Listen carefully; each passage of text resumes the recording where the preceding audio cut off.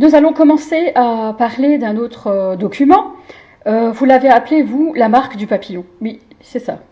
La marque du papillon, c'est pour vous le seul document que vous n'avez, je trouve, pas tout à fait développé.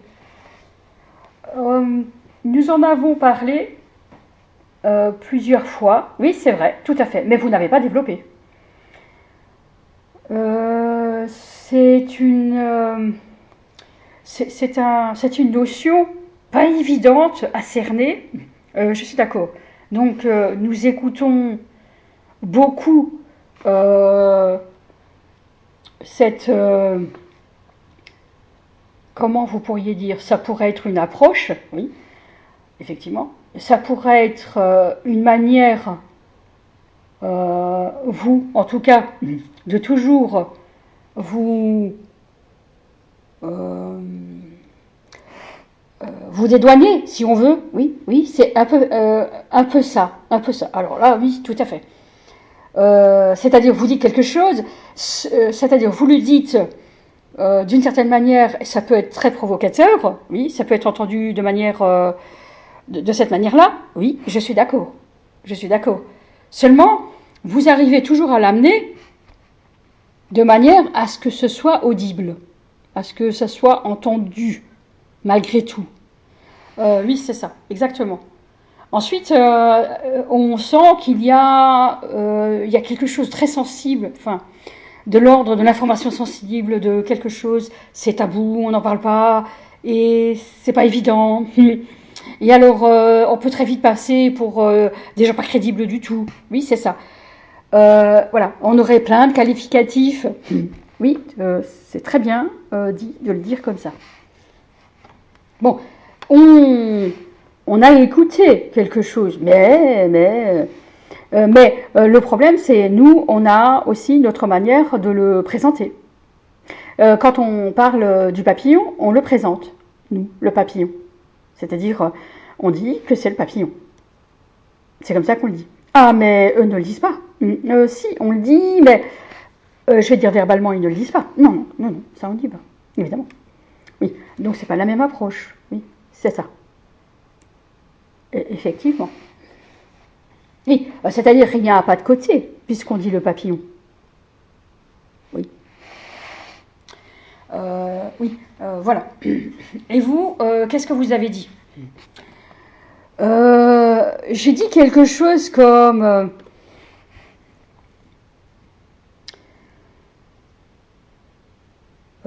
il faudrait... Vous attendiez à ce qu'on commente vos observations? Non, c'est pas ça. Oui, c'est ça. Alors, on va faire le pas de côté, comme on dit. Je vais dire, on va faire quelque chose comme...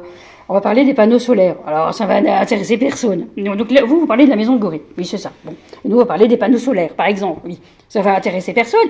Mais vous allez voir que c'est très intéressant. Oui. Donc, alors, il y a eu cette mode des panneaux solaires. Oui. EDF même proposait à leurs clients de se doter de panneaux solaires sur les toits. Oui. Oui, tout à fait. Pour réduire leur facture en énergie de 30%. Oui, et avoir une espèce d'autonomie énergétique en termes d'énergie, oui, de 30%. Dans ce qui est décrit dans la maison de Gorée, est-ce qu'on est en train d'aborder la notion de off-grid? Off-grid, comme vous dites en anglais. Non, ce n'est pas ça. Off-grid. Donc il y a plusieurs choses, plusieurs initiatives qui ont été mises en place pour approcher des notions. Oui, par exemple, vous pourriez avoir une indépendance énergétique si vous décidez, par exemple, d'avoir un poêle à bois. Oui. Et si vous décidez de ne pas d'avoir un puits. Je ne sais pas comment vous dire, vous avez un puits.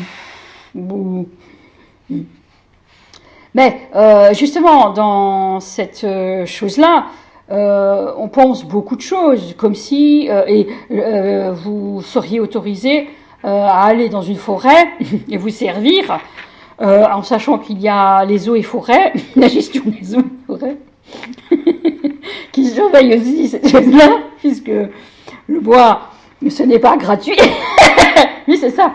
Mais on pourrait dire que dans cette notion dans la maison de Gorée, on va pas, c'est très grave toujours de parler de la maison de Gorée, oui,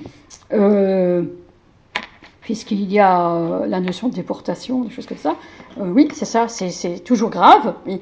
Mais nous allons rester sur le plan énergétique, dans un premier temps. Oui. Et là, je dirais qu'effectivement, vous pourriez, par exemple, décider de construire comme Walden, de construire votre maison en bois, oui, d'avoir un système de chauffage, donc vous auriez de quoi chauffer et de quoi cuire des aliments, oui, et d'avoir des toilettes sèches, c'est-à-dire vous construisez une petite cabane en bois et vous auriez des toilettes sèches. Ça, c'était l'approche des tiny houses, oui, oui, c'est vrai. Ensuite, pour l'évacuation des eaux usées, vous auriez alors votre manière de vivre ferait, ou des déchets, ferait que ce serait toujours écologique, par exemple. C'est la notion de off-grid. On va pas s'y attarder dans un premier temps, mais il faut l'entendre. Ensuite, il y a la notion la notion des panneaux énergétiques. Alors, évidemment, on va devoir revenir sur le document là de Martin Doulard. Oui. Lui, la première chose qu'il a faite, c'est brancher des panneaux solaires. Il a acheté un domaine, donc 2 cabanes en pierre, oui, et qui n'avait pas l'électricité, qui n'avait pas de système, il n'y avait pas de plomberie, il n'y avait pas, oui, tout à fait, pas de toilette, rien, oui, oui, tout à fait. Et donc, je continue par rapport à ces panneaux solaires, mais par contre, il a des panneaux solaires, ce qui est pas mal, parce qu'il peut tout de suite, à la limite, imaginer un moyen de se chauffer, chose qu'il n'a pas faite par rapport pas avec les panneaux solaires, oui, c'est ça. Et un moyen de cuire, un moyen d'avoir toujours, d'être connecté à son ordinateur, un moyen de cuisiner. Mais non, il décide d'utiliser des bouteilles à gaz. Oui, effectivement, c'est une solution d'acheter, mais il n'est pas tout à fait en autarcie. Ouais, là, alors, parce qu'il doit acheter une bouteille à gaz. Oui, c'est ça. Je me suis servi un peu de thé. Hein. Oui, donc, je ne sais pas si Peter Bates à Jamram, oui, je ne sais pas si à un moment il voudrait commenter ce qu'il a dit par rapport à un terme. On va y revenir, l'ineffable, oui, on va y revenir, mais il n'est pas question pour l'instant de ça, il n'est pas question de ça, évidemment. Donc nous allons parler effectivement de la maison de Gorée, ne vous inquiétez pas, nous allons en parler, oui. Mais on est juste en train de dire, pour l'instant, dans les panneaux solaires, nous avons vécu quelque chose aussi, oui. Si on dit, donc, par exemple, il y a une méthode militaire, oui, qui consiste à faire quelque chose de très astucieux, et de dire que nous avons, regardez ce bâtiment, il n'a pas les panneaux solaires, mais il en a.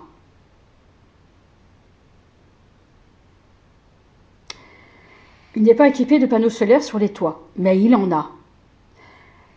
Alors ils veulent dire, il est possible qu'il parle d'un autre bâtiment qui est équipé de panneaux solaires.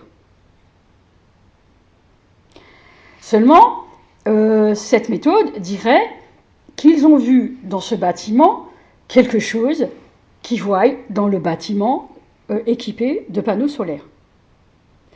Mais on peut aussi se dire que avoir une autarcie en énergie, si vous avez des panneaux solaires, c'est un coût quand même. C'est quelque chose qui est très remarqué, c'est quelque chose qui est très observé, et c'est-à-dire que C'est-à-dire qu'on pourrait très bien dire que le trésor public se dirait ah bon, mais alors ces gens-là, ils sont donc plus dans notre société, ils veulent vivre en autarcie. Oui, qu'est-ce qui nous connecte encore à la société? Et si ces gens-là se mettent à faire Joe Biden, l'homme des bois, oui, par exemple, oui, c'est ça. Alors, quoi? Il n'est plus dans la société. Oui, on peut aisément comprendre que l'État pourrait dire, mais nous avons défini ce que c'est qu'une nation. Oui, vous faites partie d'une nation, vous faites partie d'une société, vous êtes supposé faire partie de la nation. Vous êtes supposé faire partie de la société. Et il y a des documents, comme les factures, oui, dans une démarche judiciaire ou autre, la facture, c'est intéressant. Oui, tout à fait. Alors, qu'est-ce que ça a à voir avec la maison de gouvernement? Bien sûr, attendez un instant. Ce que je voulais dire, c'est qu'à un moment donné, si la méthode militaire dit, à partir du moment où vous avez ces technologies-là du panneau solaire, c'est une technologie que finalement vous n'avez pas encore. S'ils disent ça par rapport au panneau solaire, ils veulent dire, ce n'est pas tant le panneau solaire dont on parle, c'est quelque chose que vous avez de la même manière, oui, que vous utilisez dans ce bâtiment-là, et qui est interdit. Et alors, ils ont la méthode qui est reliée au panneau solaire, oui, en disant, mais panneau solaire, vous connaissez. Alors, on peut se raccrocher au panneau solaire pour dire que vous avez le panneau solaire. Et vous allez avoir l'énergie verte. Et alors, vous allez avoir cette méthode militaire, parce que vous allez comprendre que vous avez vraiment le panneau solaire. Et, alors, non, non, on n'a pas de panneau solaire. On aura toujours des Ukrainiens, des Bulgares, des Turcs pour dire, ah bah non, il n'y en a pas. Ou des Sojim pour dire, ah bah non, il n'y en a pas. Parce que ces gens-là sont dans le littéral. Ces gens-là sont, restent au ras des pâquerettes.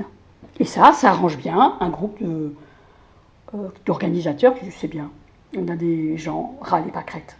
C'est très utile. Oui.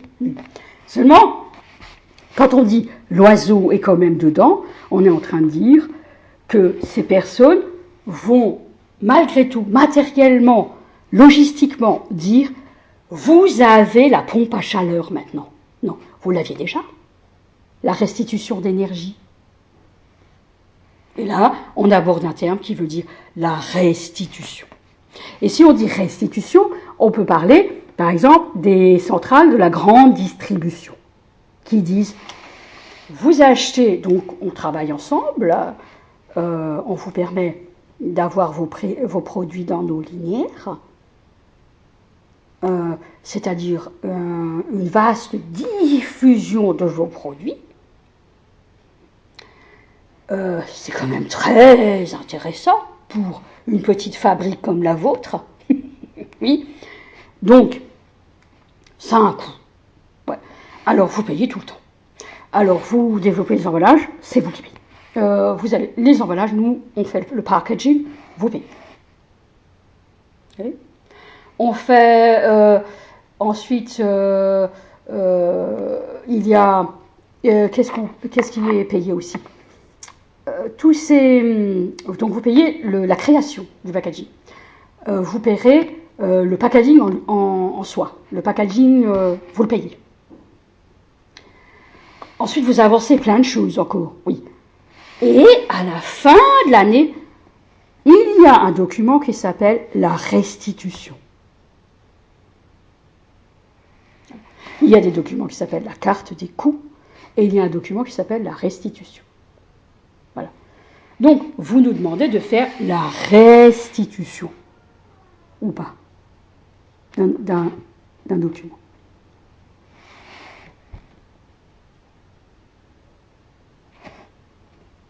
Bon. Donc, nous avons abordé cette chose du panneau solaire. Nous avons un document, Martine Doulard, oui, qui parle de sa manière d'approcher les choses. Oui.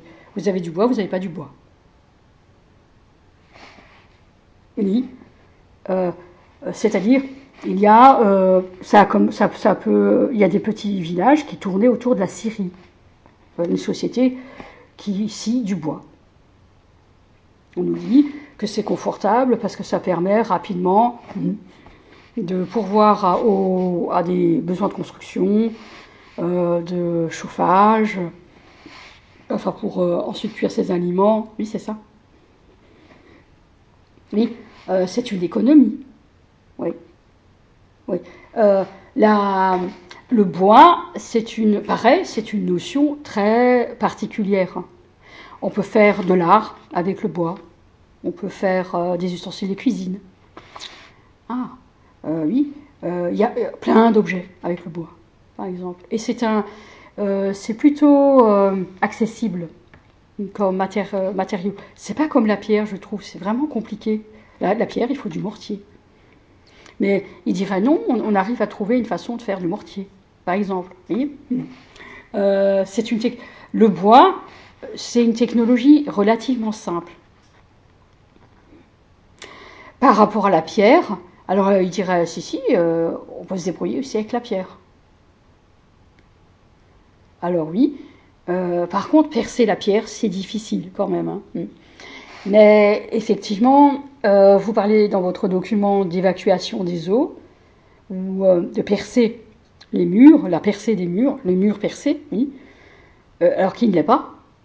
Oui, c'est ça. Oui, c'est ça. Seulement si ils sont percés, il y a des portes. Ouais.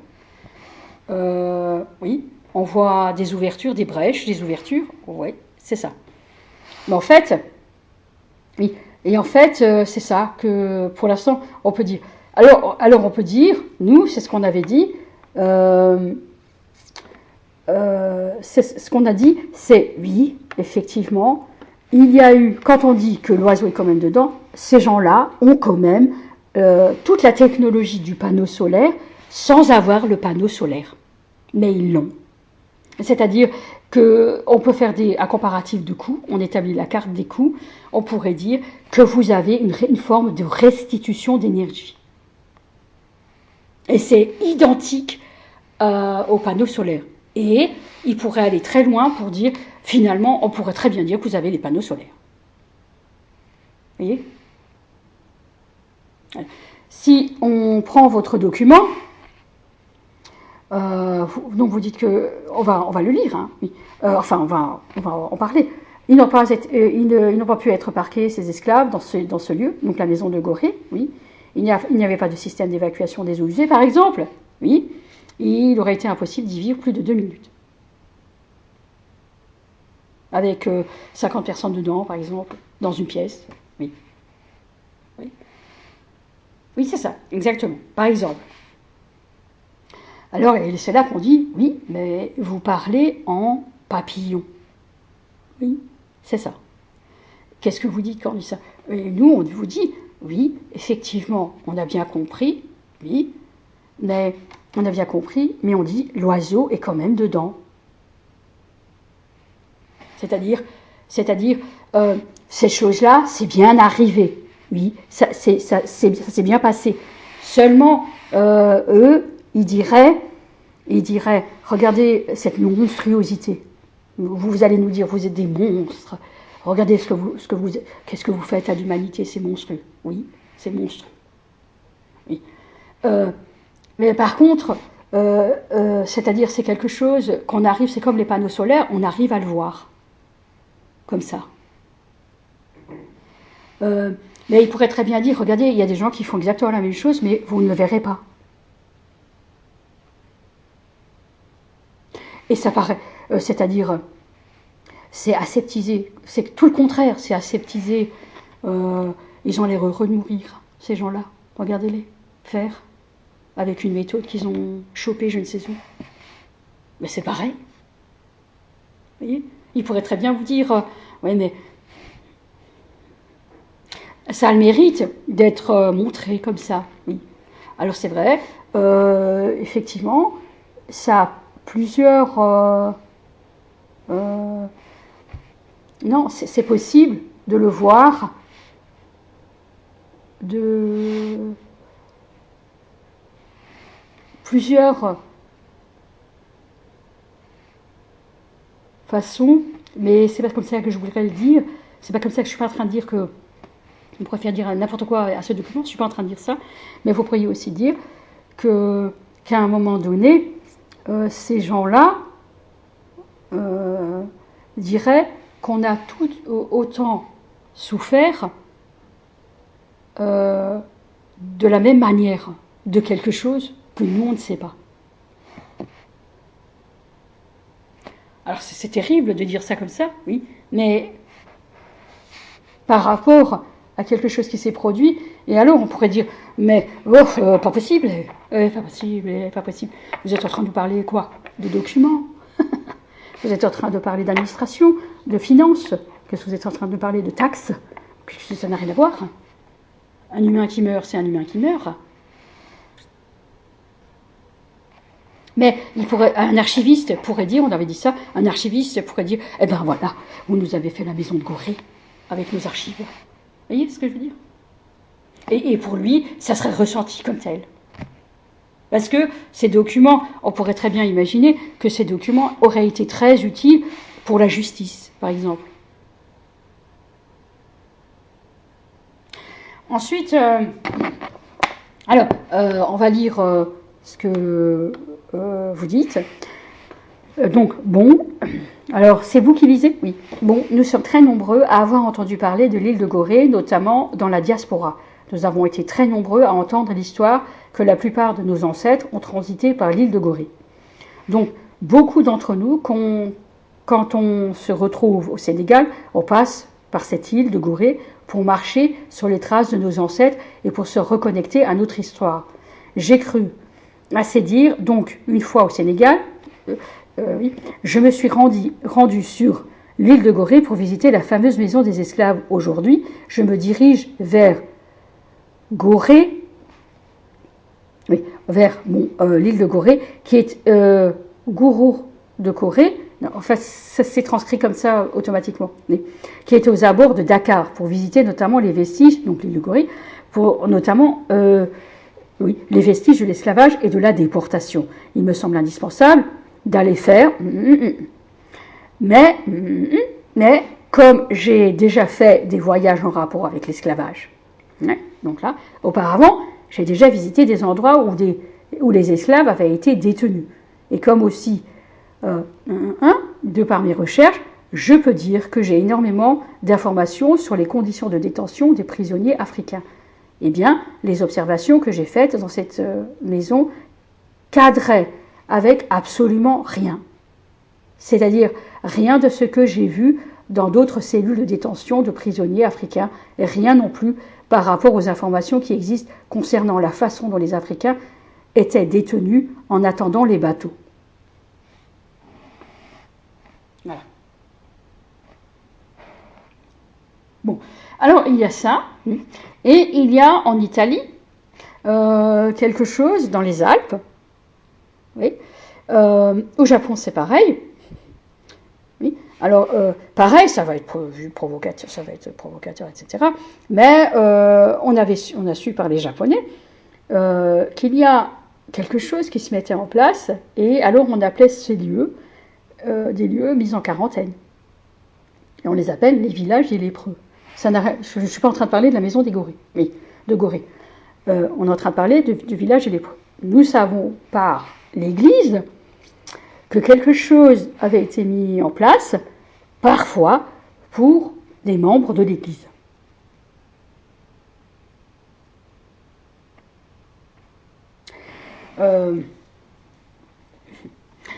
Qui n'était pas forcément... c'est-à-dire que, par exemple, un ermite, oui, est un orthodoxe, par exemple, ça ne va pas du tout avec l'Église romaine, par exemple.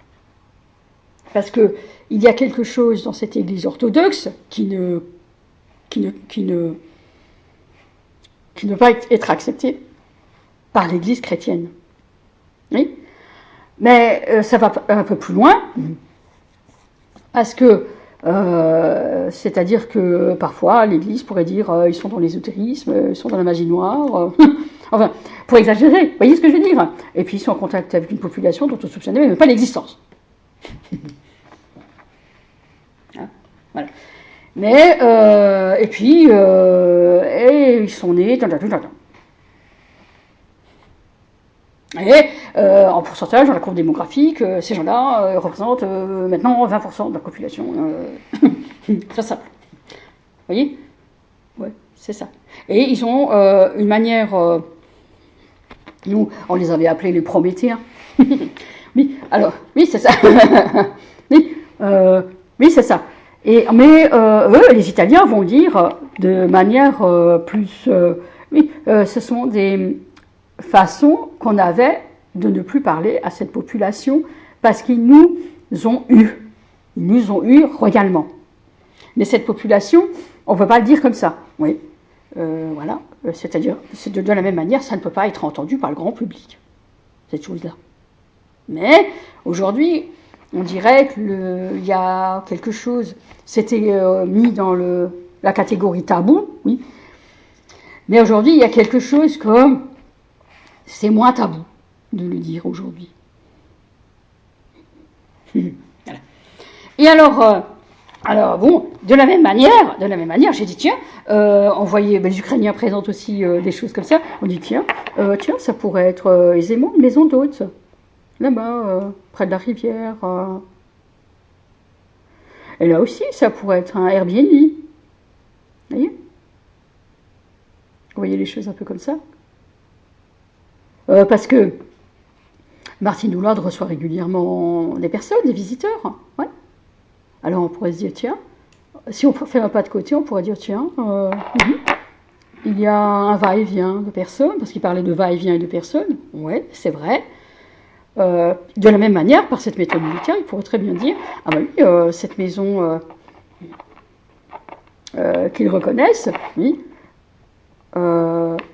évidemment, il y a des clients qui entrent, ces clients-là, qui entrent, puis après ils repartent, oui, ils transitent par là. Et alors ils obtiennent quelque chose, ils repartent, quelque chose de très bizarre. Alors, et puis, il y a quelque chose qu'on pourrait le lire ici. Donc, c'est le paradis caché, Luca di Fulvio. Oui. Anno Domini 1633, 28 janvier, 8e jour. Borgo San Michele, Alpes orientales. Mais c'est n'importe quoi. Et c'est pas une auberge ici. C'est une prison. Précerne secoua la tête une énième fois. Il me faut l'autorisation de l'inquisiteur, affirma-t-il. Ouvre, ordonna Daniel. Dans une main, il tenait un sac en toile de jute, dans l'autre, le laissez-passer de l'évêque. Je ne peux pas, je vous dis, répéta Précerne, obstinément, tout en se balançant en arrière, en équilibre sur son tabouret à 3 pieds.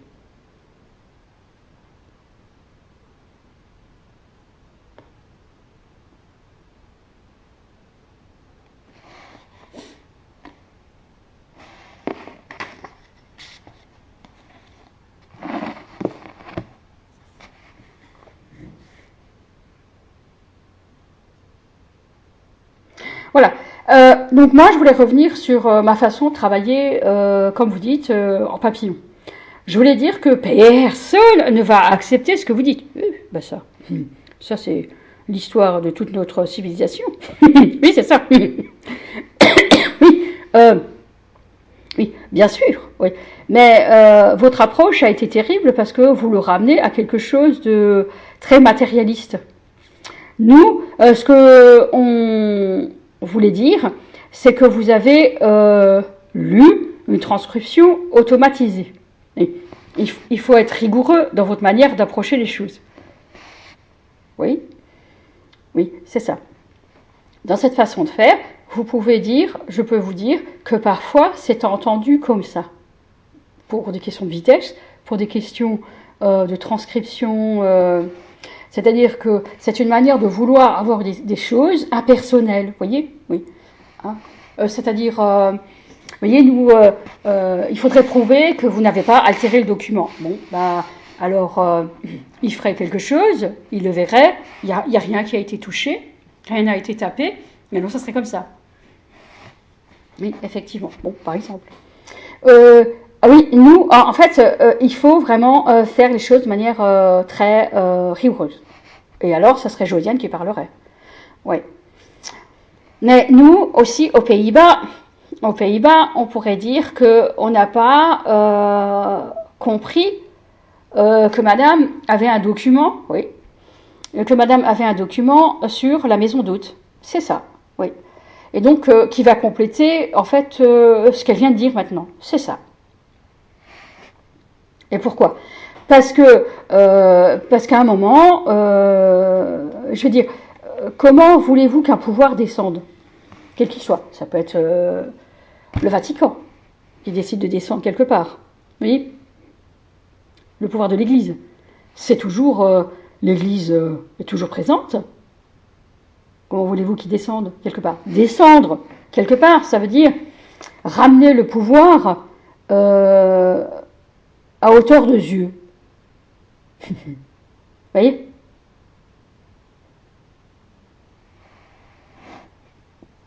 Fin de la première partie.